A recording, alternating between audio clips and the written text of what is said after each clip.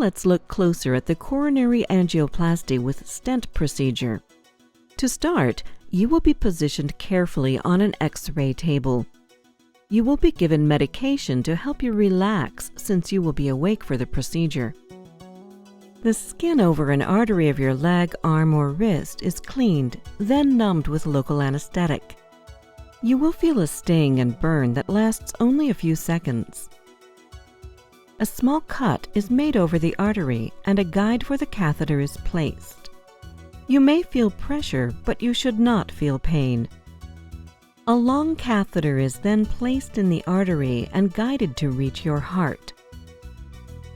Dye is given through the catheter and the X-ray camera is used to watch it flow through your heart. If the cardiologist identifies an artery to be treated with an angioplasty procedure, the catheter is guided to the blockage. A guide wire is placed through the catheter to the site. A deflated balloon catheter is positioned in the blockage. The balloon is inflated, pushing against the plaque and opening the artery for more blood to flow. The balloon is then emptied and the catheter removed. If a stent is to be placed, a balloon with a wire mesh device is guided into the blockage. The balloon is filled, opening the artery and putting the stent into position. The permanent stent supports and holds the artery open after the balloon is removed. If there is more than one blockage, the catheter is moved to the next site and the process is repeated. At the end of the procedure, blood flow through the treated arteries is checked. Then the catheter and guide wire are withdrawn. Gentle pressure, a stitch, a patch, or a plug is used to prevent bleeding from the artery. The incision is covered with a dressing. After the procedure, speak up and tell your care team if you have more than expected pain or problems. If your leg artery was used for the catheter, you must lie flat for up to 6 hours after the procedure to prevent bleeding from the site. How long you must lie flat depends on how the artery was sealed. If the artery was patched or plugged, you may be able to move sooner.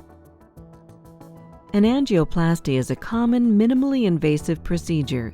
Rarely, serious problems can happen. Risks include having a reaction to the dye, bleeding, damage to an artery or the heart, stroke, heart attack, and even death. You are monitored closely during and after the procedure so your care team can recognize and prevent complications. You can help by telling the staff about any problems you are having. At the catheter site, mild soreness and bruising is normal. Rarely, bleeding and infection can happen. Help prevent problems by following your doctor's instructions carefully. During the first week after the procedure, rest as needed. Do not exercise or lift anything more than 10 pounds. Wear loose clothing and do not swim or soak in a tub. You may be asked to drink extra water and/or other liquids to help your kidneys flush the contrast dye from your body. What to drink and how much will be different for you if you have diabetes, a history of heart failure, or kidney disease. Keep your incision clean and dry. Remove the dressing as listed in your instructions. Wash gently and pat dry every day, and do not rub the incision.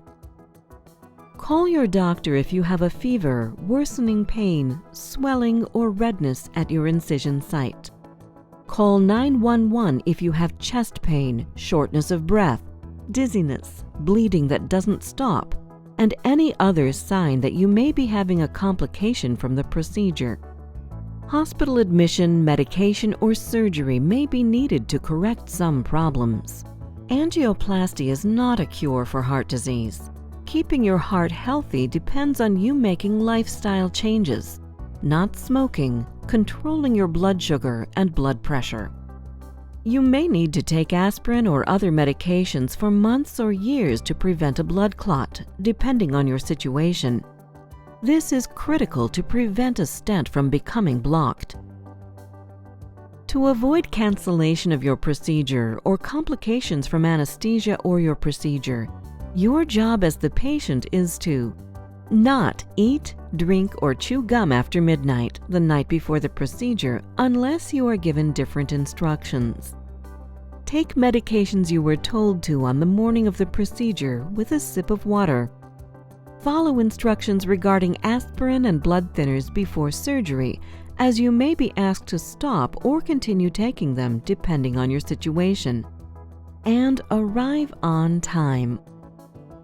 You should be ready to verify or confirm your list of medical problems and surgeries, all of your medications, including vitamins and supplements, your current smoking, alcohol, and drug use, and all allergies, especially to medications, latex, and tape. Before you have this procedure, it is your job to speak up and ask if you still have questions about why it is recommended for you, the risks, and alternatives. Also understand the risk of not having the procedure. This video is intended as a tool to help you better understand the procedure that you are scheduled to have or are considering. It is not intended to replace any discussion, decision-making, or advice of your physician,